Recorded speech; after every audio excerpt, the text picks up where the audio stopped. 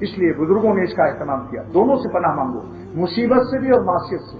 یہ ہے عافیت کی تشریح جو ملا علی قاری نے مشکات کی صدا میں کی. عافیت مانگو, کہتے صاحب عافیت دارین کے لیے دعا کر دیجیے. کیا مطلب کہ آپ مالدار ہو جائیں اور سب بیوی بچے صحت مند رہیں اور گناہ ٹی وی چلتی رہے گھر میں. کیسا آج کل بڑی عافیت ہے. کسی نے پوچھا آپ کے گھر میں کیا؟ صاحب بڑی عافیت ہے, ٹی وی بھی ہے, ریڈیو بھی ہے, ویڈیو بھی ہے, اور کیا کیا ہے, اور صاحب کیا کہتے ہیں بینک بیلنس بھی ہے, اور کیا کہنے ہیں صاحب ساری چیزیں, ہر قسم کی فلمیں دیکھ لو ہمارے یہاں. یہ کیا ہے؟ اس کا نام عافیت رکھا ہوا. اور شامی کباب بھی, اور بعد میں اس کو ہضم کرنے کے لیے 7 اپ کی بوتلیں بھی فریج میں بھری ہوئی. اس کا نام عافیت رکھا ہے. نافرمانی, تصویریں اللہ کے رسول صلی اللہ علیہ وسلم کے, بخاری کی روایت ہے کہ تصویروں کا رکھنا حرام جائز نہیں ہے. رحمت کے فرشتے نہیں آتے. ٹخنا دیکھو تو پیجامہ لنگی گھسٹتی جا رہی ہے, ٹخنا کھلا چھپا ہوا ہے. بخاری کی روایت کے مطابق یہ حصہ جہنم میں جلے گا جتنا. ان چیزوں کا پرواہ نہیں. ناچ گانے ہو رہے ہیں, بے پردگی ہو رہی ہے. بیوی صاحبہ کو جس مرد کو دیکھو چلا آ رہا ہے, سالی صاحب سے پردہ نہیں ہے, نظر سے نظر لڑا رہے ہیں. یاد رکھو, اس مسجد کے اندر بتا رہا ہوں, اسی ہفتے کا واقعہ ہے. ایک صاحب باشرہ ہیں, صورتن داڑھی بھی ہے. انہوں نے لکھا کہ میں اپنی سالی کی محبت میں بے پردگی کی خباثت کی وجہ سے مبتلا ہوا ہوں. میرے 3 بچے ہیں. بیوی نہایت نیک صالحہ اچھی صورت والی ہے, لیکن پردہ شرعی نہ ہونے سے آج ہر وقت میرا اسی کی یاد میں دل پھنسا ہوا ہے اور میں خودکشی کرنے والا ہوں. میں نے ان سے کہا کہ ہاں, انہوں نے کہا اگر اجازت ہو تو کیا میں مل سکتا ہوں؟ ایسے نالائقوں کی صورت آپ دیکھ سکتے ہیں. میں نے ان کو لکھا کہ آپ ضرور مجھ سے ملیے. جب ملے تو میں نے ان سے کہا کہ گنہگاروں سے نفرت کرنا ہمارے بزرگوں نے نہیں سکھایا. مریضوں پر تو رحم آتا ہے. میرے قلب میں ذرا بھی تمہاری تحقیر نہیں ہے. میں اور فدا ہونے کے لیے تیار ہوں اپنے گنہگار دوستوں پر, کیونکہ ہم بھی تو گنہگار ہیں. ہم کون سے مقدس؟ لہذا یہ بتاؤ کہ تم اپنے 3 بچوں کو یتیم کرنے کے لیے اور بیوی کو بیوہ کرنے کے لیے اور اپنے ماں باپ کو ساری زندگی اس جوانی میں خودکشی کر کے ہمیشہ ان کی آنکھوں کی روشنی کو اندھیرا کرنے والے, یہ تم نے کیوں کیا ایسا؟ کیا کریں دل پر. میں نے ان کو نسخے بتائے, ان کا یہ عمل کرو انشاءاللہ تعالیٰ بالکل نجات مل جائے گی. اس کا تدبیر بتایا. سب علاج موجود ہے, 1 2 نہیں, کتنے الحمدللہ مریض ایسے اچھے ہو گئے. ہر چیز کا علاج موجود ہے, روحانی علاج ہے. یہ اللہ تعالیٰ کا ارشاد ہو گیا کہ گناہ سے بچنا اگر ہے اور متقی بننا ہے اور شیطانی اور ذلت و خواری کی زندگی اور عذاب الہی کی زندگی سے اگر نجات لینا ہے تو گناہوں کے اسباب سے دور رہو. کوئی آفیسر, کوئی جنرل منیجر پیے عورت لڑکی نہ کرے, ورنہ بغیر پیے وہ پینے لگے گا. کہ کوئی گھر لینے کے پہلے دیکھ لو سنیما خانہ تو نہیں قریب, کالج اور اسکول کی لڑکیوں کے قریب بھی گھر مت لو. جہاں جہاں گناہ کرتے ہیں ان وہاں مت رہو. وہاں ایسے ہجرت واجب ہے. آج ہم نے ہجرت کا نام یہ سمجھا کہ مہاجر کون ہے؟ الذی یترک وطنہ, یعنی اپنا وطن چھوڑ دو. جیسے ہندوستان سے ہم یہاں آ گئے, لیکن جو جناب وہاں نماز بھی پڑھتے تھے, پردہ بھی ہوتا تھا, ان کی پالکی 2 آدمی کھڑے ہوتے تھے پردہ کام کرے, اور گلی سے وہ پالکی گھر میں کے قریب رکتی تھی اور لوگ پردے لگا کر کھڑے تھے ملازمین. اور جناب وہاں وہ یعنی پیر اوپر سے بھی کوئی ان عورتوں کو نہیں دیکھ سکتا. لیکن وہی خاتون جو عدالت میں, ہندوستان میں عدالت میں اپنی زمین کے بارے میں مقدمہ تھا, جج نے اس کو طلب کیا, انہوں نے کہا ہم زمین سے دستبردار ہوتے ہیں لیکن ہم عدالت میں اپنا منہ نہیں دکھا سکتے. ہم جج سے نامحرم مردوں سے بات نہیں کر سکتے. ہمیں ایسی دنیا نہیں چاہیے, چاہے ہم کو جج ہرا دے اور ہم وہ جیت جائے وہ جو ہمارا زمین پر قبضہ کیے ہے, لیکن ہمیں زمین نہیں, ہم زمین پر صبر کرتے ہیں لیکن ہم عدالت نہیں جائیں گے. ہماری آواز سن لے گا وہ جج. ڈاکٹر عبدالرحی صاحب رحمۃ اللہ علیہ نے فرمایا وہی خاتون جنہوں نے اتنا پردہ کیا تھا ہندوستان میں, ایک دن یہاں ملی. کہاں؟ صدر امپیرسمات کے منہ توبڑا ایسا کھلا گیا, سب نقاب برقع ہوتا کچھ نہیں. تب پتا چلا وہ اس گاؤں اس بستی کے لوگ ہیں, دیکھ لیا کہاں آگے بڑھی گی, آپ نے تو ہندوستان میں اتنا پردہ تھا, یہ کیا ہو گیا؟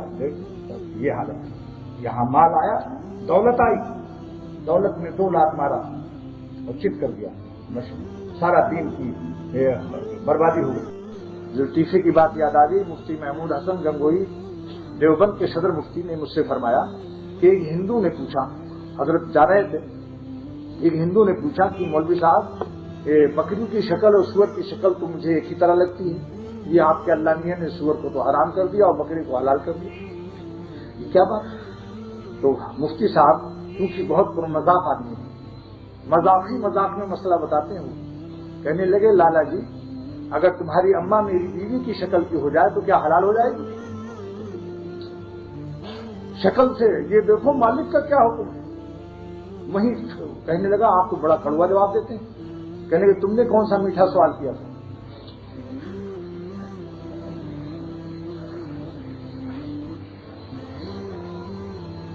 एक साहब ने पूछा कि साहब शैतान तो हर जगह पहुंच जाता है वसवसा डालने के लिए, और हुजूर सल्लल्लाहु अलैहि वसल्लम को आप लोग हाजिर नाजिर नहीं मानते। मुफ्ती साहब ने मैंने फरमाया मुफ्ती साहब ने कि मैंने कहा कि देखो छछूंदर छोटी सी सुराख से नाली में घुस जाती है, 1 इंच स्क्वायर में, आधे इंच में भी सिमट कर घुस जाती है, लेकिन आपके अब्बा नहीं घुस सकते उसमें। तो क्या छछूंदर तुम्हारे अब्बा से अफजल हो गई? ये कौन सी बात?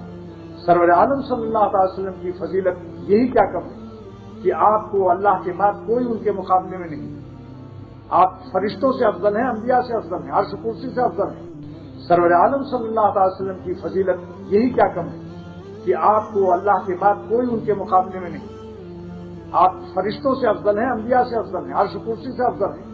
यहां तक उलमा ने लिखा है कि मदीने पाक में रोज़े मुबारक के अंदर जितनी जमीन पर आपका जिस्म मुबारक रखा हुआ है वो जमीन अर्श से अफजल है।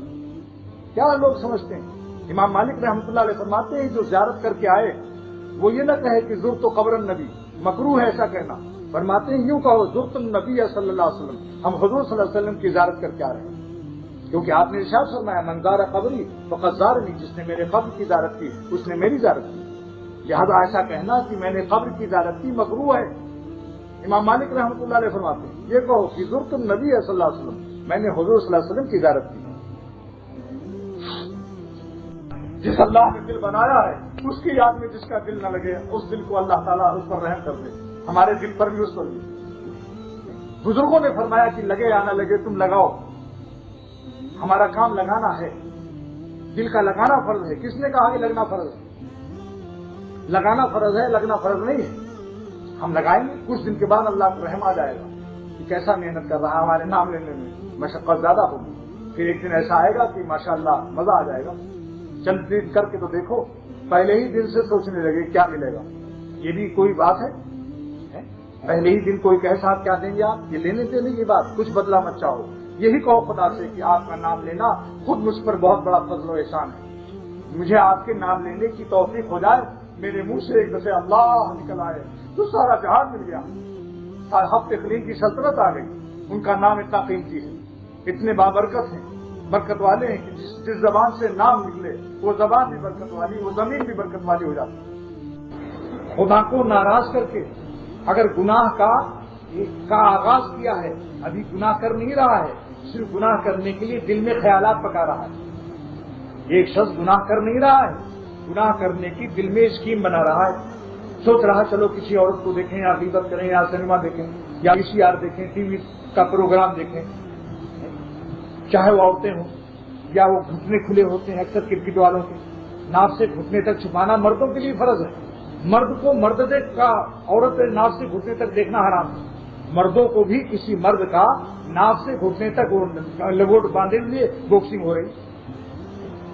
बॉक्सिंग का मोहम्मद अली किले का आज बॉक्सिंग है, सब देखो बैठे हुए हैं, बड़े बड़े दाढ़ी वाले और तस्वीर भी लिए हुए, हाजिस भी और हजीन आगे हैं पानदान लिए हुए, वो भी बैठी हुई और टीवी का प्रोग्राम वो मोहम्मद अली की बॉक्सिंग देख रहे हैं। अब भाई नाक से घुटने तक छुपाना और तो औरतों के लिए तो और भी मर्दों को न देखना चाहिए। सब बड़ा कुरान शरीफ हम तो बात सुनते हैं, ये सब बहाने। जिस चमचे से तुमको तुम्हारा कोई पैखाना उठाए उसी चमचे से तुम्हें हलवा खिलाए खाओगे। जिस टीवी पर नाच गाना अल्लाह और रसूल के खिलाफ नाच गाने की बातें आती हैं, उसी बर्तन को कुरान सुनना कैसे जायज हो जाएगा?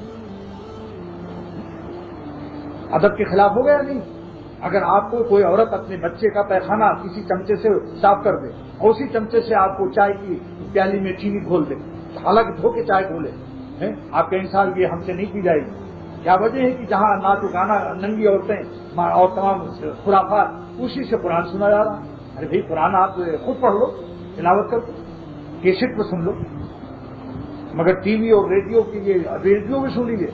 جو لوگ ریڈیو چھوڑ کر جاتے ہیں اگرچہ وہ متقی ہیں اور صرف وہ خبریں سنتے ہیں مردوں سے، اور وہ ریڈیو کا اور کوئی پروگرام گانا بجانا نہیں سنتے، لیکن ان کے جانے کے بعد جو آفس چلے گئے، تجارت پر چلے گئے، کہاں، کون سی مارکیٹ؟ بندر روڈ پر موتن داس مارکیٹ ہے، اور گرودن کون سی نہ جانے کیا کیا مارکیٹیں ہیں. تو ادھر بیوی صاحبہ خوب گانا سن رہی ہیں اور صاحبزادے لوگ سب گانا سن رہے ہیں. اس شخص کو بھی گناہ ملے گا جس نے ریڈیو خرید کر دیا ہے. ٹیلی ویژن ایک شخص خریدتا ہے کہ میری دکان خوب چلے گی، 50 آدمی اس کے ٹیلی ویژن کو دیکھ رہے ہیں، مہینے میں کتنا ہوا جوڑ لو، 50 کو 30 سے ضرب کر لو، کتنا ہوا؟ 15,000. یہ 15,000 آدمیوں کا بھی گناہ اسی کو ملے گا. سبب ہے. اس لیے دوستوں میں عرض کرتا ہوں کہ اپنے گھر والوں کی بھی دیکھ بھال کرو. ہر شخص سے پوچھا جائے گا تم نے اپنے گھر والوں کو کتنا دین سکھایا. فرمایا کہ حضرت تھانوی رحمۃ اللہ علیہ سے ایک شخص نے پوچھا کہ مجھ سے تہجد کے وقت میں اٹھا نہیں جاتا اور اٹھ جاتا ہوں تو دن بھر چکر آتا ہے، دماغ کمزور ہے. حضرت نے فرمایا کہ عشاء کے بعد جب 4 فرض ہو جائے اور 2 سنت پڑھ لو تو وتر سے پہلے 2 رکعت 4 رکعت تہجد کی نیت سے پڑھ لیا. تو شامی نے لکھا ہے کہ فرض عشاء کے بعد جو بھی سنت اور نفل پڑھی جاتی ہے سب قیام لیل اور تہجد بھی شامل کی جاتی ہے. ما صلی بعد صلاۃ العشاء فہو من اللیل، اس حدیث کو نقل کیا اور فرماتے ہیں سنت تہجد ادا ہو جاتی ہے اس شخص سے جو وتر سے پہلے 2-4 رکعت نیت کر لے. 2 رکعت کم سے کم، بہت کمزور بہت تھکا ہوا تو 2 ہی رکعت پڑھ لے. تہجد 2 رکعت بھی ثابت ہے سرور عالم صلی اللہ تعالی علیہ وسلم سے. یہ سمجھ لوگ سنت کے خلاف نہیں ہو. 2 رکعت والا بھی محروم نہیں رہے گا اور تہجد گزاروں میں اٹھایا جائے گا. امداد الفتاوی حکیم الامت تھانوی کی، حضرت مولانا شفیع صاحب رحمۃ اللہ علیہ کی، شامی کی عبارت بھی نقل کر دیا. یہ بات مولانا مسعود اللہ خان صاحب جلال آبادی نے لاہور کے اجتماع سیانت المسلمین میں فرمایا. تو انہوں نے کیا جواب لکھا کہ حضرت جو مزہ اس وقت آتا ہے 3 بجے رات کو اٹھ کر، وہ مزہ نہیں آتا، لہذا میں نہیں پڑھوں گا. مولانا نے فرمایا کہ دیکھو شیطان کی ترکیب، 3 بجے رات کو تو کہتا اٹھا نہیں جاتا، اس کے کان میں کہتا نہ اٹھو چکر آئے گا، کمزور ہو. اور جب دوسرا نسخہ حدیث سے ثابت کیا اور علماء نے لکھا فتاوی میں ہے کہ تم وتر سے پہلے عشاء کی 4 فرض پڑھ کر 2 سنت پڑھ کر وتر سے پہلے 2 رکعت 4 رکعت جو بھی پڑھ توفیق ہو جائے 6 رکعت تو سب تہجد ہو جائے گی. تو وہاں شیطان کہتا ہے ارے اس میں کیا، اس میں کوئی مزہ نہیں آتا. تو ایک جگہ تو محروم کیا اٹھا نہیں جاتا ہے اور دوسری جگہ محروم کیا مزہ نہیں آتا. دیکھا آپ نے یہ نقطہ بیان کیا مولانا مسعود اللہ خان صاحب کہ اس طرح سے شیطان عبادت سے محروم کرتا ہے. ایک جگہ تو شیطان کیا کہتا ہے اٹھا نہیں جاتا، اس کو سکھاتا ہے، اور دوسری جگہ کیا کہتا ہے مزہ نہیں آتا. ایک صاحب نے جماعت کی نماز چھوڑ دی، کہنے لگے جماعت میں سکون اور حضوری نصیب نہیں ہوتی. بہت سے نمازی ہوتے ہیں ادھر ادھر دل بڑھ جاتا ہے، لیکن میں اکیلے پڑھتا ہوں جب گھر میں تو عرش اعظم پر روح پہنچ جاتی ہے اور الہی اتنا ملتا ہے سکون سے پڑھتا ہوں. دیکھا کہ شیطان یوں مارتا ہے کہ جماعت کی نماز 27 گنا ثواب زیادہ، اور جس کے نہ پڑھ جو واجب اور اس کا تارک تو فرمایا کہ بلا عذر جماعت چھوڑنے والا ہے اس کا نام منافقوں کے رجسٹر میں لکھا جاتا ہے. لا يتخلف عنها الا منافق. ابن حمام ہدایہ کی شرح میں لکھتے ہیں، حدیث نقل کرتے ہیں. اتنی اہم چیز کو شیطان نے کس طرح سے کہا، کون سا دل حاضر کرنا ضروری، جماعت سے نماز پڑھو، چاہے دل حاضر ہو یا نہ ہو، مزہ آئے یا نہ آئے، سکون ملے یا نہ ملے. جو حضور صلی اللہ تعالی وسلم کا حکم ہے کہ جماعت سے آ کر نماز پڑھو، مسجد میں آنکھ کھول کر پڑھو، سجدے کی جگہ پر نظر ڈالو، سجدے کی جگہ نظر رکھو، چاہے دل لگے نہ لگے، لطف مزے کے لیے اسلام ہے. کل کو گھر میں بھی مزہ آنا تو گھر والے بھی چھوڑ دے. کل کو شیطان یہ کہے گا اب تو گھر میں بھی مزہ نہیں آتا، لہذا پہلے تو مسجد چھوڑایا پھر گھر کی بھی نماز چھوڑا دے گا. لہذا ہم کو حکم کی تعبیر نقل سنت کرنی ہے. حضور صلی اللہ تعالی وسلم جیسی نماز کون پڑھ سکتا ہے؟ لیکن آپ نے ارشاد فرمایا صلی اللہ تعالی وسلم نے ایسی پڑھو جیسے مجھے دیکھتے ہو. कमा रअयतुमूनी, जैसा मुझे नकल कर लो, बस सुन्नत की नकल से काम बन जाएगा इंशाअल्लाह ताला। आपको मालूम होना चाहिए, हातिम ताई का किस्सा सुना है भाई? हातिम ताई का नाम सुना, बहुत सखी गुजरा है। उसका बेटा सहाबी अदी इब्न हातिम, ये देख लीजिए, ये एक सहाबी का बाप था, अल्लाह ने उसका बेटा अदी इब्न हातिम मदीने हाजिर हुए कि देखने के लिए सल्लल्लाहु अलैहि वसल्लम बादशाह है या नबी है। लिहाजा इस इम्तिहान के लिए गए। इतने में एक बुढ़िया आई, हबशिन, लौंगी, हकीर, कपड़े, लिबास फटे पुराने, ऐसी अजीब हालत। उसने कहा, या रसूलल्लाह सल्लल्लाहु अलैहि वसल्लम, मैं आपसे कुछ मसला दीन का पूछना चाहती हूँ। उस वक्त में बड़े बड़े सफीर, बड़े बड़े शाम गैर मुल्की मुअज़्ज़ज़ीन मेहमान थे, सबके सामने उठे, मस्जिद नबवी से बाहर निकले, मदीने की गली में जमीन पर बैठकर फरमाया, क्या बात हुई? अल्लाह अकबर। उसी वक्त अभी इब्न हातिम रोने लगे, कहने लगे, वाकई ये नबी है, बादशाहों को ऐसा हौसला कहाँ हो सकता है कि ऐसे मुअज़्ज़ज़ मेहमानों को छोड़कर जमीन पर बैठ गए। और फरमाया कि पूछो, क्या पूछो, मसला पूछो दीन का। ये है, उसी वक्त ईमान लाए। तो अल्लाह ताला को अगर यह हासिल कर लो, अल्लाह वालों से, एहतिमाम तकवा से, जिक्रुल्लाह के दमाम से और अपनी हराम आरज़ुओं के खून आरज़ू से दरियाए खून बहा दो। डरो मत, इसी दरियाए खून के बाद अल्लाह मिलेगा। दरियाए खून से जो उबूर नहीं करेगा, जो मरूर नहीं करेगा, उसको कुर्ब इलाही का सुरूर नहीं मिलेगा। क्योंकि अल्लाह आलूसी रहमतुल्लाह अलैह ने फरमाया कि जो कुछ दुनिया में तकलीफें आती हैं, जब इंसान नाफरमानी करता है, नमाज नहीं पढ़ता, रोजा नहीं रखता, झूठ बोलता है, वक्त पर पढ़ता है नमाज तो वक्त पर नहीं पढ़ता, क्या काम है भाई? अरे अभी काम है, मसरूफियत है, सूरज डूबने लगा तो जल्दी जल्दी पढ़ लो, बेवक्त पढ़ना। इसीलिए हुजूर सल्लल्लाहु ताला अलैहि वसल्लम ने फरमाया कि सल्लाहुन्ना लिवक्तिहिन्ना, अल्लाह ताला ने मग़फ़िरत का जो वादा फरमाया, तो फरमाया कि जो नमाजें पांचों वक्त की फर्ज हैं, हुजूर सल्लल्लाहु अलैहि वसल्लम ने फरमाया कि 5 वक्त की जो नमाजें फर्ज हैं, तो शख्स इन 5 वक्त की नमाजों को कैसे अदा करेगा कि पहले तो उनके वजू को हसीन अच्छा वजू करे, आयदे से वजू करे। हाँ, वजू करने में तलवा कभी सूखा रह जाता, जल्दी जल्दी में पैर के नीचे का तलवा, जिसको अल्लामा शानी ने फरमाया अखमसैन, फरमाया कि सुन्नत है कि ताहुद अखमसैन, तुर्कुबैन और काबैन और मुकैन। अल्लामा शानी कहते हैं कि वजू के वक्त में 4 चीजों की निगरानी बहुत जरूरी है और सुन्नत है। वो क्या है? मुकैन कहते हैं आंखों का ये कोना जिसमें कीचड़ खुश्क हो जाता है और कभी पानी नहीं पहुंचता, इसलिए इसको खूब मल दो, इसका नाम मुकैन रखा, यानी गोशे चश्म है, इसका कहते हैं ताहुद मुकै है। वो मिन सुनन सलात ताहुद मुकै है, दोनों कोनों की निगरानी करो कि पानी पहुंचा कि नहीं। वो काबे है और दोनों टखनों को देख लो।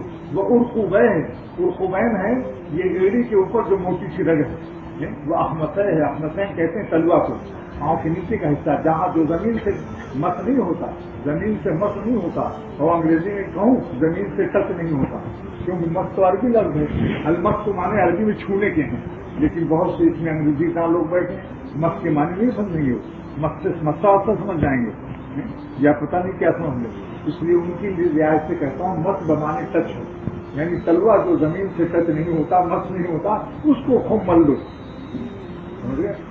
तो वजू अच्छा हो, वसल्लाहुन्ना लिवक्तिहिन्ना, नमाज को उनके वक्त पर अदा करो। माँ बहनें औरतें भी सुन लें, ऐसा नहीं सूरज डूबने के करीब हो रहा है, लाल हो गया, आप बिल्कुल जल्दी जल्दी असर की नमाज पढ़। नमाजों को सल्लाहुन्ना लिवक्तिहिन्ना, अपने वक्त पर उनको अदा करो। व अतम रुकूअहुन्ना व खुशूअहुन्ना, और नमाजों के रुकू वगैरह को इत्मीनान से करो, वो खुशू अल्लाह के समझो कि हम किसके सामने हाथ बांधे खड़े हुए हैं, अपनी बंदगी का एहसास, अल्लाह के मालिक होने का एहसास रखो। इस तरह से अगर अदा करोगे तो अल्लाह के जिम्मे अहद है कि अल्लाह आपको बख्श दे, और अगर ऐसा नहीं किया तो अल्लाह की जिम्मेदारी नहीं, चाहे तो बख्श दे चाहे अजाब दे। सजदा करते हुए जब सजदे में जाए तो पहले नाक रखें, फिर पेशानी रखें, और सजदा बैन कफ़ैन, सजदा बैन कफ़ैन, अल्लाह शानी फरमाते हैं दोनों हथेली के दरमियान में सजदा होना चाहिए। उठते वक्त में पहले क्या उठेगी? पहले पेशानी उठेगी, उसके बाद फिर नाक उठाएगी। इससे पहले कुछ इसमें उल्टा बरक्स बयान हो गया था, इसलिए उसकी इस्लाह की जा रही है। तो पहले पेशानी उठाइए फिर नाक उठाइए। और वगैरह के ऐसे मसाइल को बयान नहीं कर दिया था। कान नियत मानते वक्त अलबत्ता अपनी अंगुलियों को सबकी सब जारू रखिए। और मासन बेभाम सहमत उजने, अल्लामा सानी कहते हैं कि हम अंगूठा छू जाए अगर कान की लौ से तो मुहाजात यानी मुकाबिल का इत्मीनान हो जाए। आदाब वजू में लिखा है कि मासन बेभाम है सहमत उजने है, जो कानों से अगर मत हो जाए तक है तो इसलिए मुहाजात यानी कानों के मुहाजात में इत्मीनान हो जाता है। इसलिए आदाब वजू में से एक ये भी है। और मसा के मामले में जो पूरे सर का मसा हो जाए फिर तो अंगुलियों से कलमे की उंगली से कान के मसे के बाद अंगूठे से मसा करने के बाद छंगुलियों का कानों में दाखिल करना भी आदाब में से। उसके बाद गर्दन का मसा करिएगा। कभी